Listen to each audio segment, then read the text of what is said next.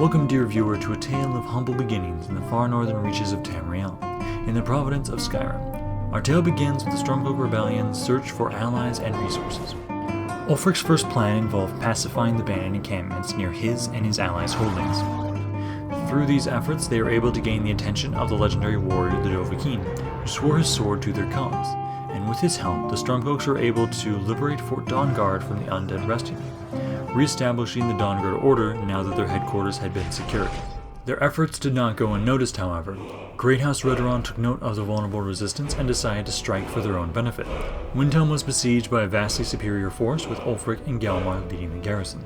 The Dawnguard rushed to their defense to no avail, for Redoran had struck before reinforcements could arrive.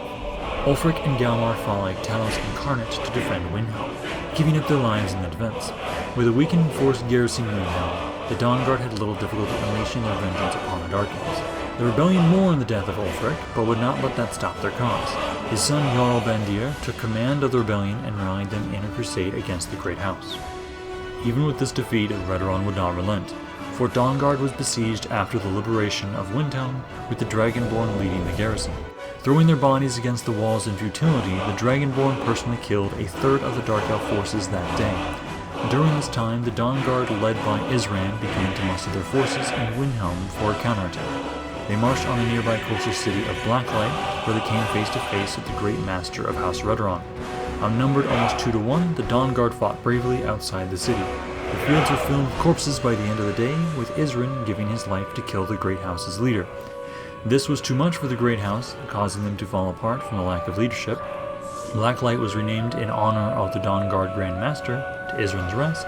Once the city was secured, Rongar Oathgiver was elected as the new Grand Master of the Dawnguard Order. With the death of the Dawnguard Grand Master, additional allies and resources were required.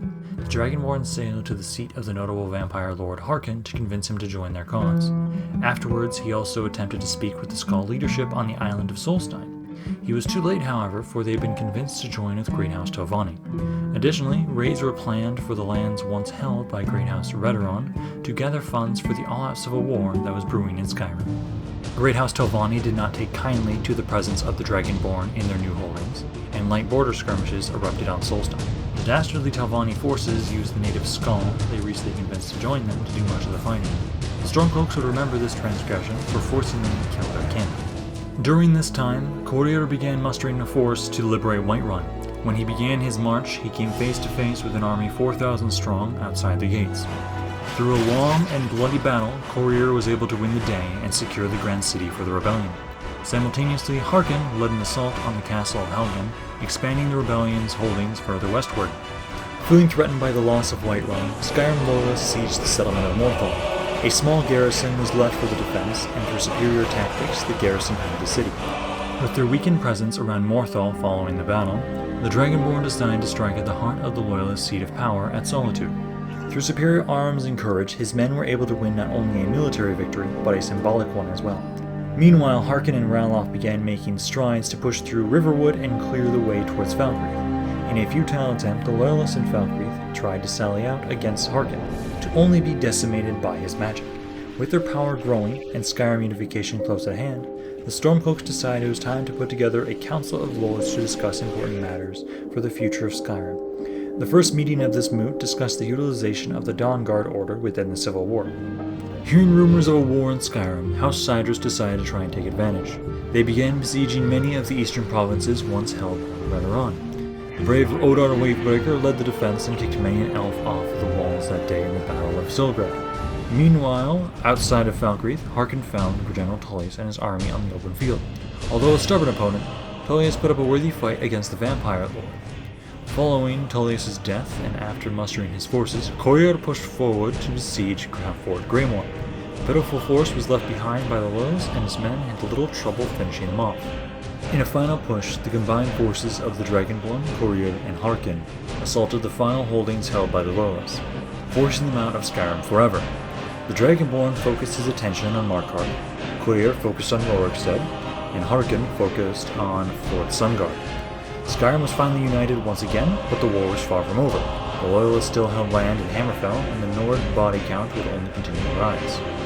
The King of Worms, Menamarco, took notice of the petty squabbles of the Nords and offered up his services for the wars ahead. The Moot, taking notice of the increasing number of necromancers joining the rebellion, took issue with this.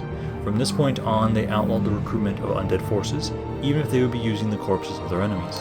It was a dishonor to the Nord ancestors and would not be worth the price.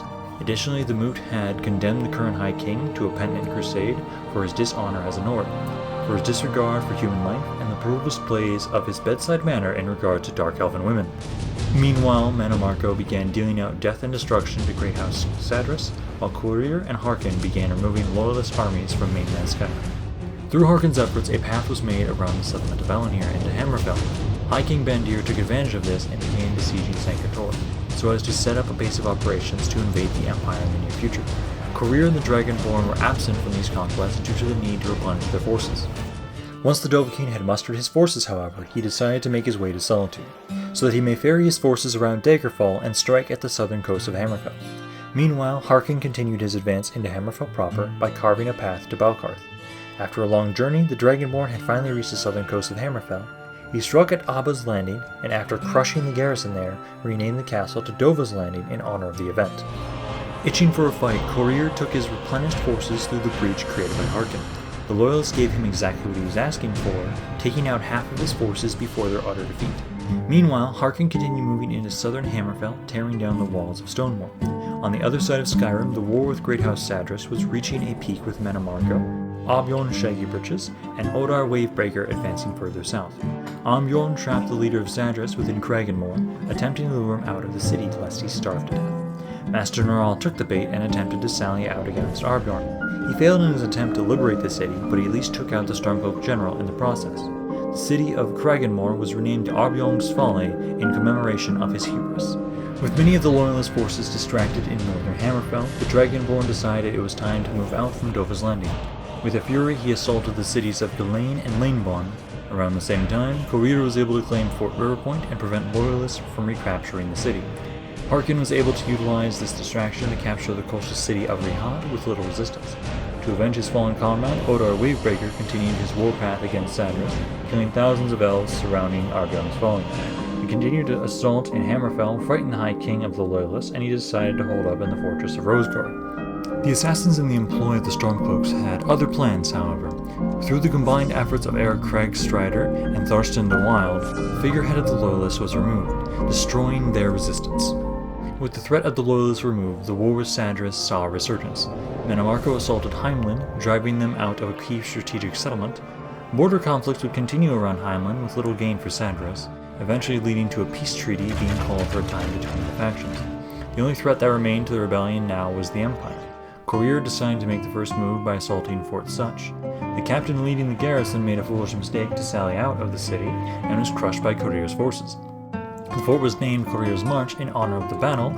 The clan of Forebearers, taking note of the rebellion situation, decided to strike at the vulnerable cities of Ghislain and Lanebon, while the Dragonborn was claiming the settlements once held by the Loyalists. The Dragonborn would replenish his forces and hold off the Red Guards until the war with the Imperials had stabilized.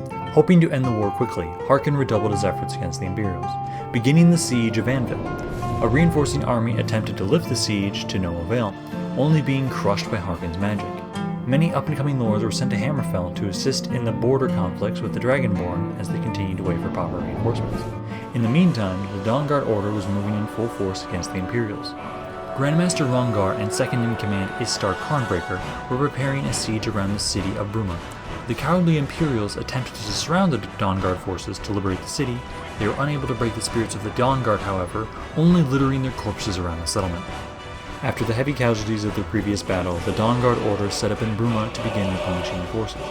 Meanwhile, remembering past wounds dealt by Great House Telvanni, Menamarco, Odar Wavebreaker, and Goldir the Northerner began an assault upon the island of Solstein. While Goldir the Northerner had recently become the new High King through challenging Jarl Bandir to a duel over his desecration of Ulfric's corpse.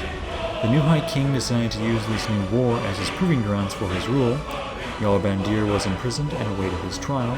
During this time, the war with the Imperials was continuing smoothly. The Imperial forces attempted to break Courier's siege of Kvatch to no avail, although they did inflict heavy casualties. With the Imperials on the run and Hammerfell in a stalemate, the Dragonborn decided it was time for him to begin his march to claim the Imperial city. Additionally, it was around this time that a plot began to form in the shadows. The destruction of Great House Telvanni was too great an opportunity for it to arise. Jarl Bandir was found guilty of his crimes and sentenced to death by firing squad. He continued to haunt the new High King for the rest of his days, however, as a specter. Receiving reports of the Dragonborn leaving Hammerfell soon, the Imperials attempted a desperate plan to deter further conflicts around Brumo. In the middle of the night, they assassinated Grandmaster Hrongar after a long night of training new recruits. The Stormcloaks, furious at this atrocity, vowed to destroy the Imperials. Every able-bodied man in Skyrim enlisted to aid in their downfall. In his honor, Brumo was renamed to Hrongar's Rest as a permanent reminder to the Imperials of Nord dynasty. When the time had come for the Dawn Guard to leave Hrongar's Rest, one man rose from their ranks to be elected as the new Grand Master, and that man was named Alvor the Unrestful. Meanwhile, forces from Solstein had begun to make their way towards Hammerfell after the island had been pacified. Harkon and several other up-and-coming generals had begun to push the Forebearers back up to Volnem. The additional reinforcements would mark the end of Clan Forebearers. The time had finally come. The surrounding settlements around the Imperial city had been claimed. An extended siege began around the island as the Dragonborn's forces made their way to the city. Leading the assault personally, the Dragonborn fought to claim the Ruby Throne for the Stormcloaks. Although they attempted to repel the invaders with time-warping magic, it wasn't enough, and the Dragonborn claimed the city. This began a new era led by a Nordic empire. No longer would the Imperials hold back Skyrim. Soon after, the reinforcements arrived from Solstheim, crushing the remaining Red Guards. With Hammerfell secured, allies in the south, and the incompetence of Sadras, a new goal was set for the Stormcloaks. It was time to destroy the source of all this conflict, the Thalmor and all of the Somerset Isles. Hearing of our plans to invade the Somerset Isles, the Aldmeri Dominion attempted to strike first at the coastal city of Hagath. The garrison was unable to defend the city, but Yggdrasil the Wanderer was able to contain the enemy forces to the city until reinforcements arrived. Within the Empire, every lord had heard of the invasion of the Somerset Isles, and were rushing to gather forces and join in on the fight. The Dawn Guard, High King, and several other forces began to claim many of the islands between Hammerfell and Somerset, in preparation for the invasion. By the time Mannimarco had secured Hagath once again, many lords were prepared to begin the invasion in earnest. Invasion forces were dropped off all over Somerset Isles, weakening their position. The Wood Elves, who had been staunch allies for a time, decided to take advantage of the war and attack the Stormcloaks. Several border conflicts arose, and a stalemate continued for some time, before the wrath of Talos came down upon Valenwood, shattering their civilization in the blink of an eye. The Aldmeri were brought to their knees and began to prepare a final defense of Alinor. All the lords of Skyrim were gathered together for this battle, just as the scheme from the Shadows had planned. The city was claimed, but not after many lords strategically gave up their lives, for Heimskr had manipulated the moot into disposing the High King, and granting himself emergency power that would strip the lords of their voice. All those in the way of the ascension of the Dragonborn were purged, and unbeknownst to the Dragonborn himself, he had been named the Emperor of the Nordic Empire, the only true heir that may light the Dragonfires. The noble court lost 80% of its most prominent members in the Mad Priest Purge. All those that survived the Battle of Valinor were given tasks that guaranteed their deaths. This included the former High King, Mannimarco, Harkon, and the Grand Master of the Dawn Guard. Only those that were deemed uncorrupted by the Mad Priest survived their ordeals, the one exception being the Grand Master of the Dawn Guard, who had perished in battle. However, Talos sought to resurrect him in a glorious flame as Alvor the White, so that he might prove himself worthy once again. When the dust had settled, at the age of 38, the Dragonborn lit the Dragonfires in the Imperial City, reigniting the dragon's lineage for a new empire. Daggerfall and Orsinium were offered annexation into the Empire. It was a slow process, but eventually they came to view the Empire as their new home. Meanwhile, the wars with Blackmarsh and Indoril continued. The Emperor attempted to negotiate with the Argonian and Dunmer kingdoms to no avail. After 6 long years of campaigning and morrowind in Blackmarsh, the Dragonborn saw victory in his sights at the gates of Mournhold. He attempted one last time to talk of peace with House Indoril. The heir Sindus rejected the offer, and instead rallied his people to lead an assault against the Dragonborn's encampment across the river. Regretfully, they were slaughtered, not knowing the peace and prosperity the Dragonborn brought with him. With the last of House Indoril reduced to the inhabitants that remained in Mournhold, the Dragonborn offered peace one last time, this time to resounding applause. With the unification of Tamriel complete, the Dragonborn returned to the Imperial City to begin his rule. He would go on to dismantle the Dark Brotherhood, Thieves' Guild, and ban the use of necromancy throughout the Empire. Additionally, the Dawn Guard were reformed into a peaceful policing force throughout the Empire, where they would offer their aid to those in need. Hey guys, hopefully you're enjoying all of that. It's not something I'm used to, making a sort of epilogue, summary, highlight, whatever you want to call it, video. I'm not used to doing that for my content, but I really enjoyed this stream campaign, and I thought, you know what we need? We need to immortalize this campaign in a nice condensed video going over all the interesting highlights for this stream campaign, because honestly I think it's by far my favorite. I'm gonna definitely remember this campaign for a while, but no, I'm hoping you guys enjoyed this. I'm hoping you enjoyed the stream as well if you came along for that. Definitely try and check out my other streams if you guys want to be involved in content like this. I try and have it so that my streams, I let people play the characters that are in my campaign so they can do something and be more involved. So if that's something you guys are interested, just make sure to check it out. But hey, I'm hoping you guys enjoyed this video, and this is Rampan, and I'll see you guys next time.